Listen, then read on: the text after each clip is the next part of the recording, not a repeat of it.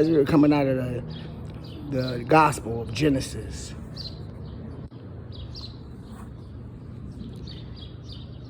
Chapter 38.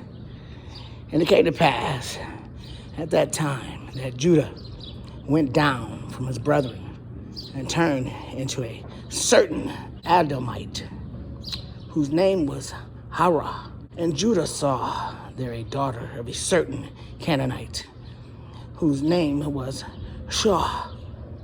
And he took her and went in unto her, and she conceived and bare a son. And he called his name And she conceived again and bare a son. And she called his name Onan. And she yet again conceived and bare a son, and called his name Shelah. And he was at Chezib when she bare him. And Judah took a wife for his firstborn, whose name was Tamar. And Judah's firstborn, was wicked in the sight of the Lord, and the Lord slew him. And Judah said unto Onan, Go in unto thy brother's wife, and marry her, and raise up a seed to thy brother. And Onan knew that the seed should not be his. And it came to pass, when he went in unto his brother's wife, that he spilled it on the ground, lest that he should give seed to his brother. And the thing which he did displeased the Lord, wherefore he slew him also. Then said Judah to Tamar, his daughter-in-law, Remain a widow at thy father's house, till Shelah, my son, be grown. For he said, Lest peradventure he die also, as his brethren did. And Tamar went and dwelt in her father's house. In process of time, the daughter of Shua, Judah's wife, died.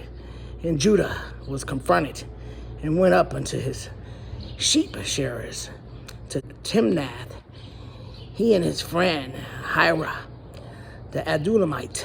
And it was told Tamar, saying, Behold, thy father-in-law goeth up to Timnath to shear his sheep. And she put her widow's garments off from her, and covered her with a veil, and wrapped herself, and sat in an open place, which is by the way to Timnath. For she saw that Shelah was grown, and she was not given unto him to wife.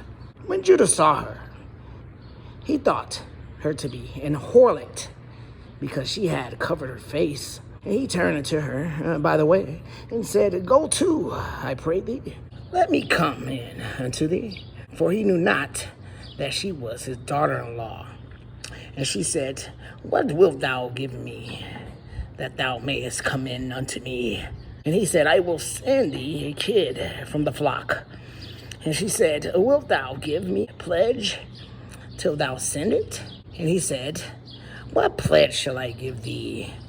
And she said, Thy signet, and thy bracelet, and thy staff that is in thine hand. And he gave it her, and came in unto her, and she conceived by him. And she arose and went away, and laid by her veil from her, and put on the garments of her widowhood. And Judah sent the kid by the hand of his friend, the Adullamite, to receive his pledge from the woman's hand, but he found her not. Then he asked the man of that place, saying, What is the harlot that was openly by the wayside? And they said, There was no harlot in this place. And he returned to Judah and said, I cannot find her.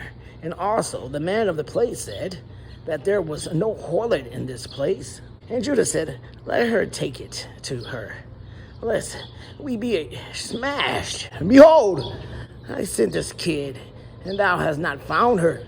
And it came to pass about 3 months after that it was told Judah, saying, Tamar, thy daughter-in-law, hath played the harlot, and also, and behold, she is with child by whoredom. And Judah said, Bring her forth, and let her be burnt. When she was brought forth, she sent her father-in-law saying by the man, whose these are? Am I with child? And she said, discern, I pray thee, whose are these? The signet and bracelet and staff. And Judah acknowledged them and said, she hath been more righteous than I, because that I gave her not to Shelah, my son. And he knew her again no more. And it came to pass in the time of her travail that, behold, twins were in her womb. And it came to pass when she travailed that the one put out his hand, and the midwife took and bound upon his hand in a scarlet thread, saying, this came out first.